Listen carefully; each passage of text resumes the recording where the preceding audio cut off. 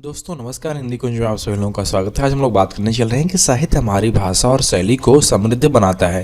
यदि इस विषय पर आपकी परीक्षाओं में निबंध या लेख लिखने के रूप में आता है तो आप यह निबंध या लेख किस प्रकार लिख पाएंगे, यहाँ पर नमूने के तौर पर बात की जा रही है। यदि आप हिंदी कुंज चैनल में पहली बार आ रहे हैं तो यूट्यूब पर हिंदी कुंज चैनल को सब्सक्राइब कर लें ताकि आपको हिंदी भाषा और साहित्य की उपयोगी जानकारी प्राप्त होती रहे। तो शुरुआत करते हैं।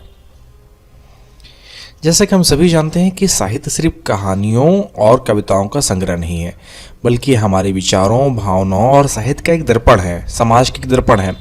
यह हमें नए शब्दों, वाक्यांशों और मुहावरों से परिचित कराता है, जिससे हमारी भाषा और शैली और अधिक समृद्ध बनती है।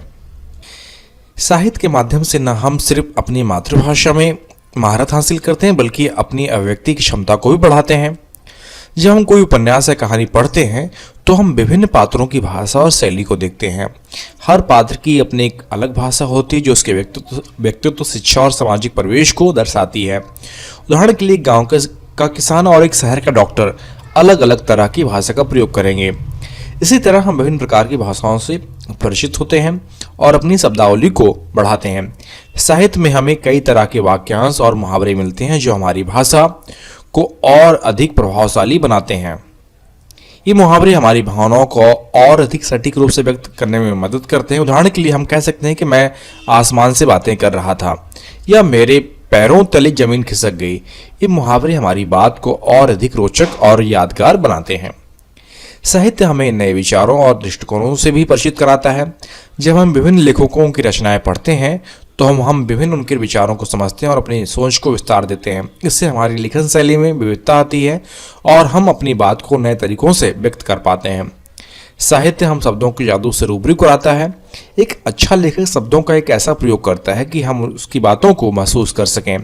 वो हमें हंसा सकता है, रुला सकता है, गुस्सा दिला सकता है, प्रेरित भी कर सकता है। साहित्य के माध्यम से हम शब्दों की शक्ति को समझते हैं और अपनी लेखन शैली को और अधिक प्रभावशाली बनाते हैं।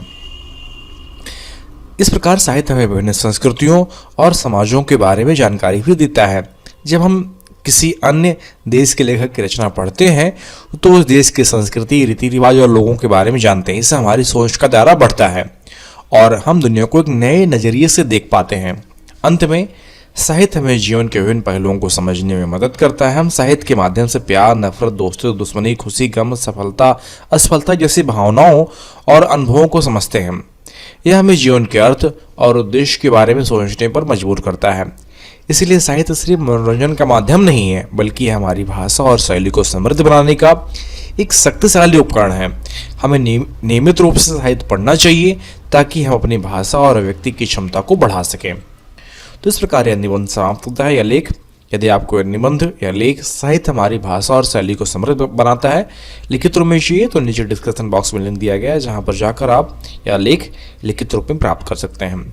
यदि आपको अपनी भाषा और विषय संबंधित और अधिक नोट्स चाहिए तो आप hindikunj.com को विजिट करें। वहाँ पे आपके लिए उपयोगी अध्ययन सामग्री उपलब्ध कराई गई है।